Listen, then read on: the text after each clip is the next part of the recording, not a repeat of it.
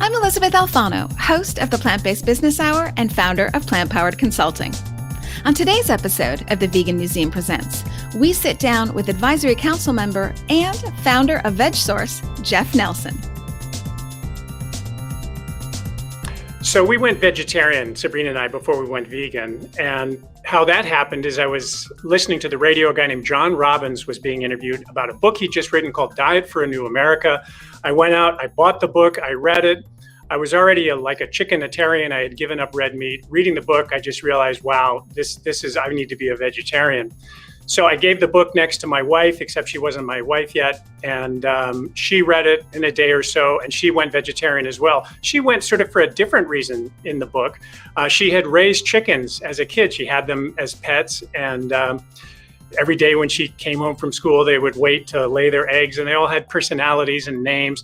And in Sabrina's mind, the chickens that we ate were different from the chickens that were members of her family growing up. And reading John's book, Diet for a New American, really made her realize that no, the chickens we eat are exactly like the chickens that she loved growing up. They've just been terrorized and have an awful, terrible life before they hit our dinner plate. And so Sabrina said, I don't want to be part of that. I don't want to be in any of that. So she went vegetarian for that reason. 5 years later, Sabrina was diagnosed with a rare autoimmune disease called relapsing polychondritis. And she had bounced around to different doctors and ended up in the office of a rheumatologist. This is a disease where your immune system attacks your cartilage. It had started for her in her ears, very painful. Anywhere you have cartilage, your nose, your chest, your throat can be destroyed by this disease. And it has a 10-year, or actually like a 5-year mortality rate of about 40%. It's a very serious disease. So for about a year, she had this and was taking a lot of drugs anytime she had a flare-up and would go to bed. She read a book someone had given her called The McDougall Program by John McDougall. And in the book, Dr. McDougall talks about lupus and how dairy proteins can wreak havoc for some people, and that removing them, would give them improvement. So Sabrina, a light bulb went off, and she said, I want to do this diet. So we did the diet. She was seeing her rheumatologist every month. And about 2 weeks after she started the diet, she went back to the rheumatologist. And for the first time in a year, her SED rate was normal. It had been over 50. Now it was below 5.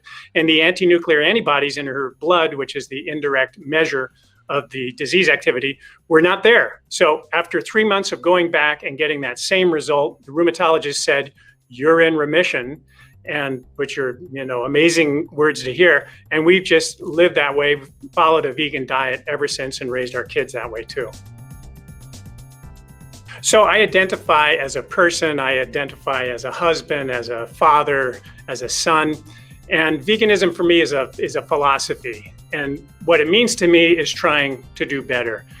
We became vegan, or I did, for health reasons. But, when you're no longer complicit in the slaughter of animals, you kind of see the world in a different way. And for me, it's been an evolution because I've embraced all of the reasons very strongly for being vegan: the animals, the environment, and the health of everybody.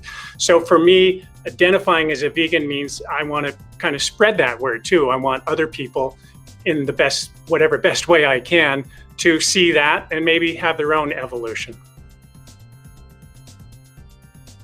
Veganism has been sort of an evolution for me, so I hope I'm evolving and changing and improving in different ways over time.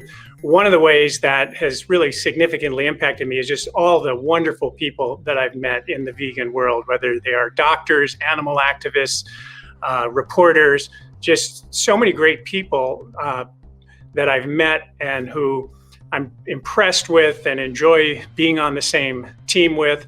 So I would say that that's probably how I've evolved, is just in terms of the impact that all these wonderful people have had on me and my life as well. So veganism as a philosophy for me is to try to do better.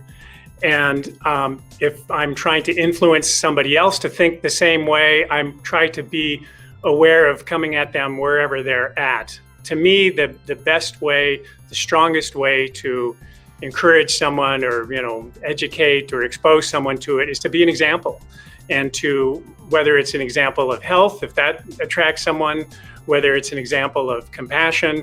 And so I think living by example is the strongest way to go. And people, as I say, come into it for different reasons, but I think they all get to the same place. I hope they do.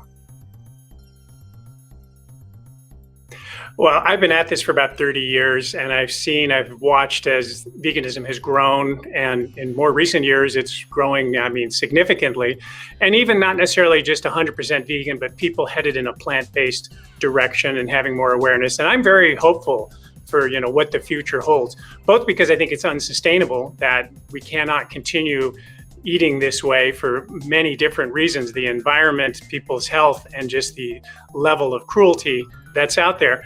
But I think I see, at different times, the world is changing, the universe is expanding of people who think this way. So I think, there's a good chance that, I don't know when it is, if it's 50 years from now, 100 years from now, where people are going to look back and go, my God, look how brutal, look how awful, they lived back then. We would think of being like that today. So that's what I'm hoping for anyhow.